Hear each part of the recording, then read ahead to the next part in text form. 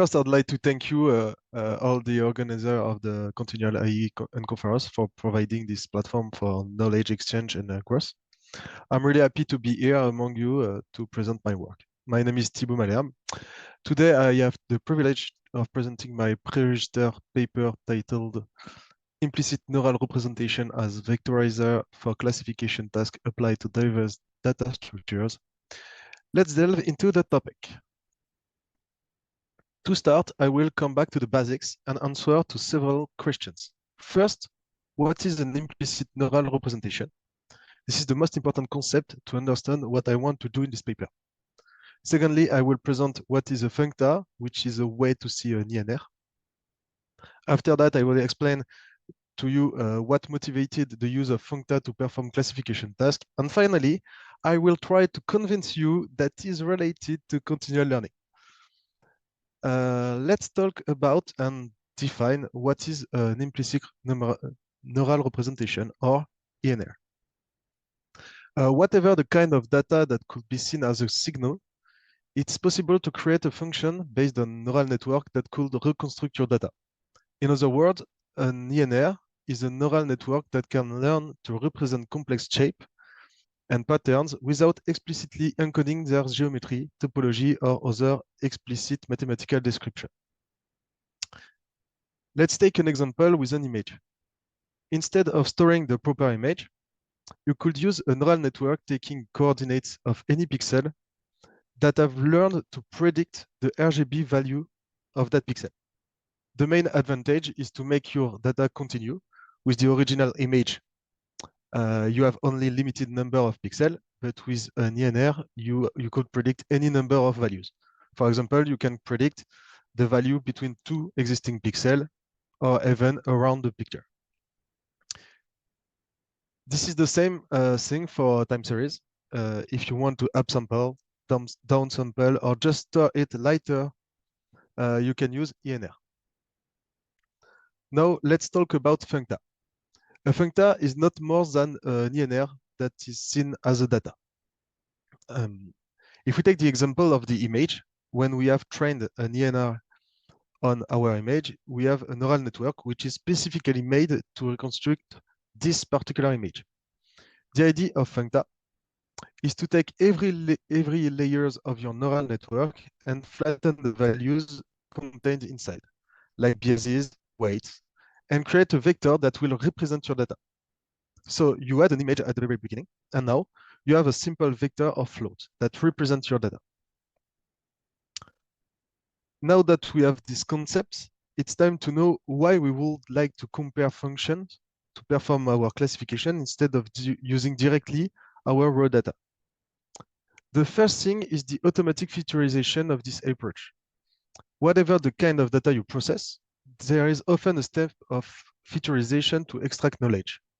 Here, the INR will be specifically created for the data you are processing, so it will carry all specific information of your data. Secondly, you can unify your learning pipeline. For example, we can handle any size of images with our INR, so you don't have to resize your image and no information is lost. Moreover, whatever the kind of data, you transform it into a vector. So you can back to traditional machine learning, such as decision tree, XGBoost, or whatever. For some data, it's really lighter to save as INR. So if you want to classify your data, you don't want to reconstruct it and then have to classify it. To be more precise, if you have a 3D scene in 3D, you have thousands and thousands of voxels value, and it could be really heavy to process. So if you have only a little neural network that could reconstruct your data, it would be easier to directly classify your INR. Now, I know that some of you think, okay, it could be a good idea, but is it really related to continual learning? And I did understand that question. And we will see that this approach will face some equivalent problems. In traditional learning project, we collect all our data, our model learn once, and we deploy it once. But here I got a problem. I have to learn for every data. So it's not really like traditional machine learning. In adaptive machine learning, you have to learn continually and you have to deploy it continually. But in my case, I don't have to deploy continually because at the very end, I have only one classifier, and this one classifier will be deployed. So it's a new way to see that.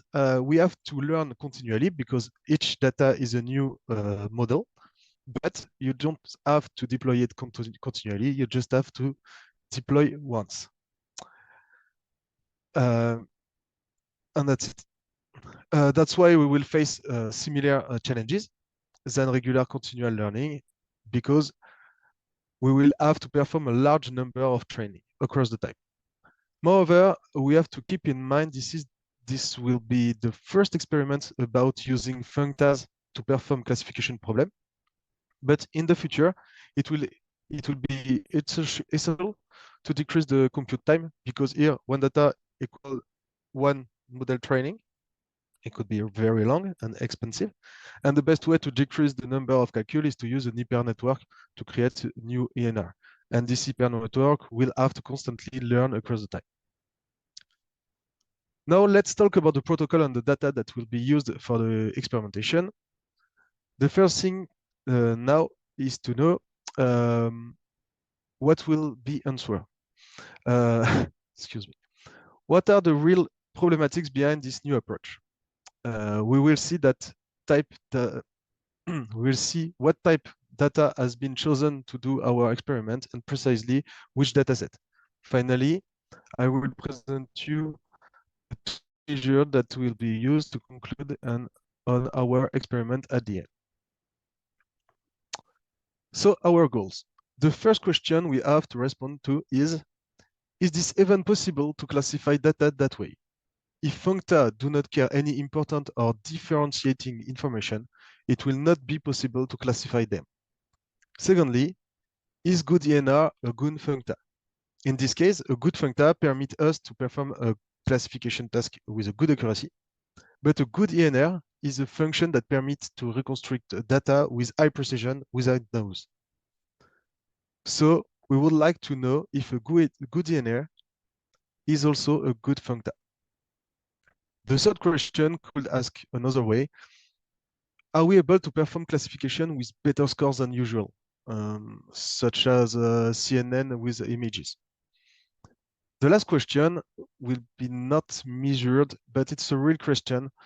Is it easier or faster to use this approach, whatever the data, than traditional machine learning project? For example, if you have to work on accelerometer data and you don't know anything in signal processing, isn't it easier to use ENR than learn all you have to know about signal processing to perform your classification? I don't know, but it is a real question for me. This is the moment to present the data.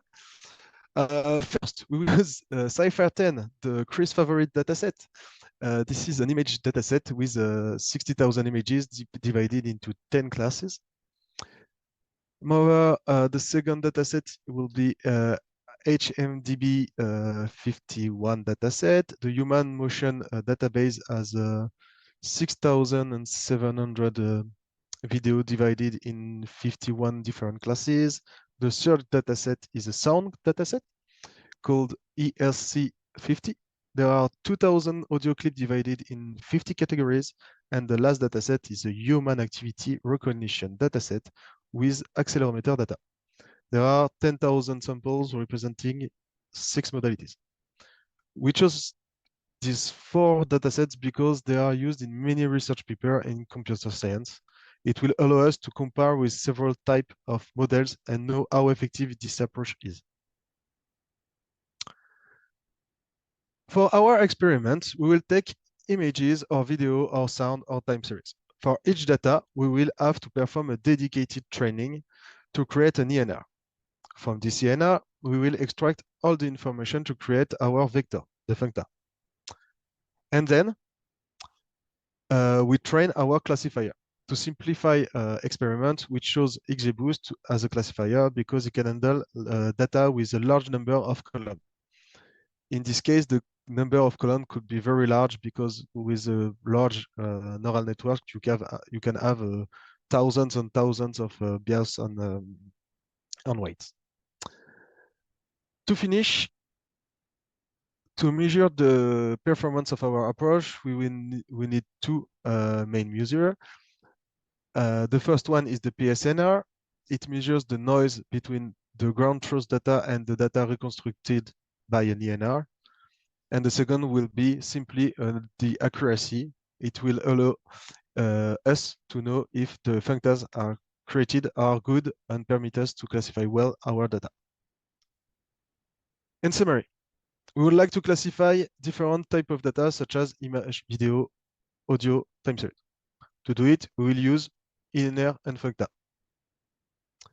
An ENR is simply a neural network trained on one data reconstructed. So one image equal one training. A functa is the vector that represents weights and biases of the ENR. And that's all. Thank you all for your attention. Thank you. Thank you so much, Thibault. That was a very interesting presentation. And I mean, I'm looking forward to the results of the experiments you plan to do. And I'm particularly interested in the multimodal approach. So not at the same time, of course, but using different modalities. It's something that we don't see much often in continual learning, mostly vision. We have language now, but I mean, having a full experimental evaluation, which includes more dimensions and more data types, it's actually a nice thing. So are there any questions from the audience? I know we are a bit over time, so sorry about that. Otherwise, if not, we can just thank the speaker. Thank Thibault. That was again a very interesting talk. And we're gonna take a short break now.